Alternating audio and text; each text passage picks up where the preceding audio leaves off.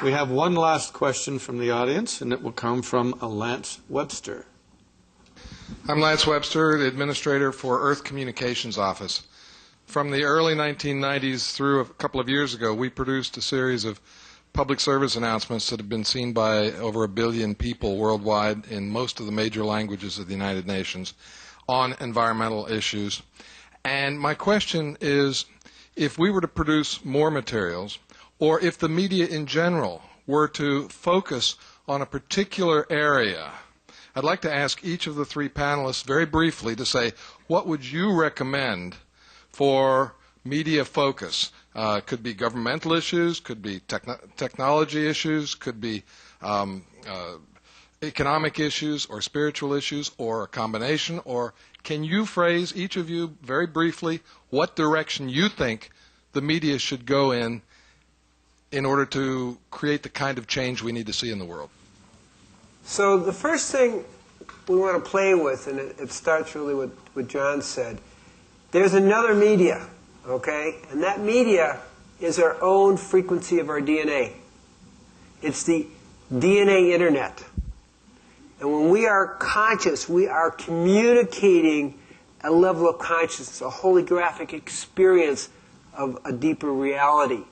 So when we create the holographic experience of peace within ourselves, it goes out all over the planet. It actually even affects the amount of sunspots. When people meditate in each equinox and solstice, literally what happens is the sunspots decrease by 36%. So don't think that we have the most powerful media that's inside of us, and it's the frequency of our DNA. It comes from our state of consciousness in our heart and our mind becoming one.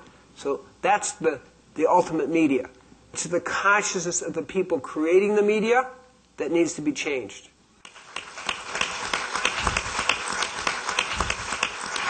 And when we have people like John Ratz who have been that way for a while, it's great. And we need more people in the media who go in with consciousness and hold that consciousness. Because the truth is, there are so many people, and that's what John Ratz's work has shown, who want to get a deeper insight. But because of the economic needs, which is wealth for the few and ill health for the many, they're not allowing that truth to get out. But if we have the spiritually inspired, divinely inspired media, they will still do this because they will be able to communicate that truth on every level. So beyond a particular topic, the truth will be communicated as on a consciousness level, whatever topic we're talking about.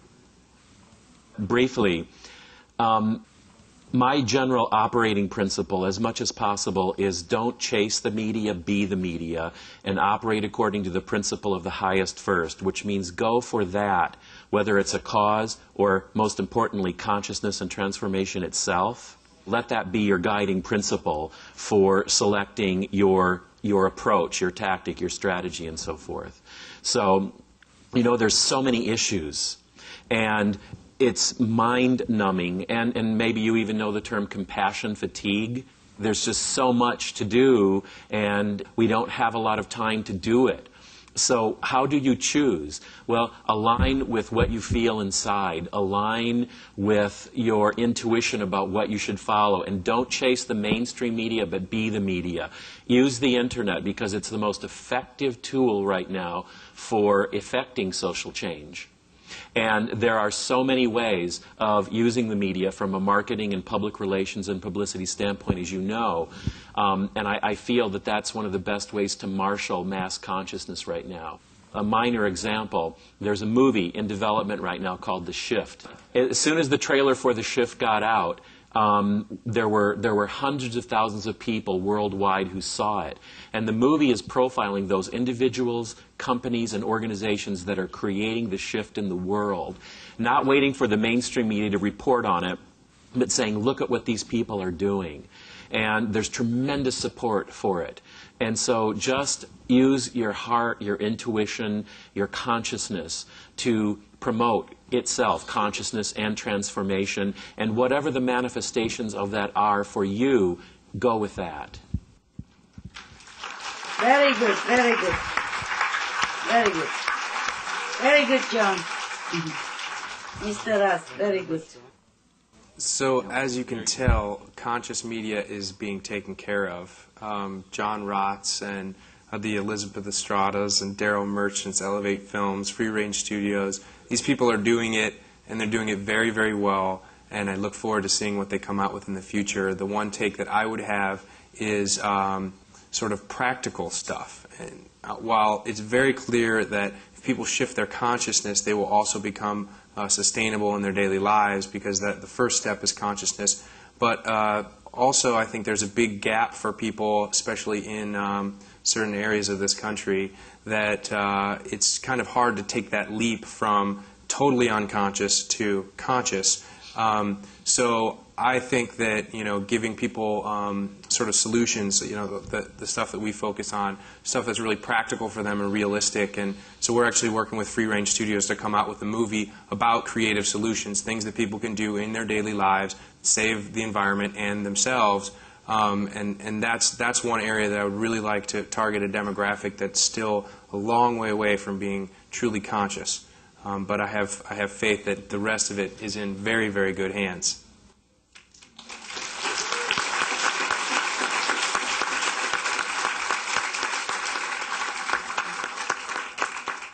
Great answers from our panel, and now we do move on to Supreme Master and her closing thoughts. Well, we're hoping to have you sum up the conference. We've covered so much ground. We've covered spirituality. We've covered the global warming crisis and the connection to the food consumption habits of Americans and the rest of the world. We've covered a transformational media. What's the commonality there? How do we sort of compress all this so that we can take it away with us? Good question. Jane and all the distinguished people, I am a very simple woman. We can only say that everything takes so long. To get the media involved in this maybe take some time. To have the technology for sustainable energy takes some time. To invent new cars, less pollution and all that, and the production of it takes a long time, longer than several years. And we have not many years. That's why I have only one solution for everything. That is the vegan diet. Well, just say vegetarian diet. If people eat now and again a little dairy product, please don't scold them. It is some bad karma there, but if people do not concentrate the cow in the factory farming, just let them roam around like old time in the big meadows, just a few here and there like family business, one or two.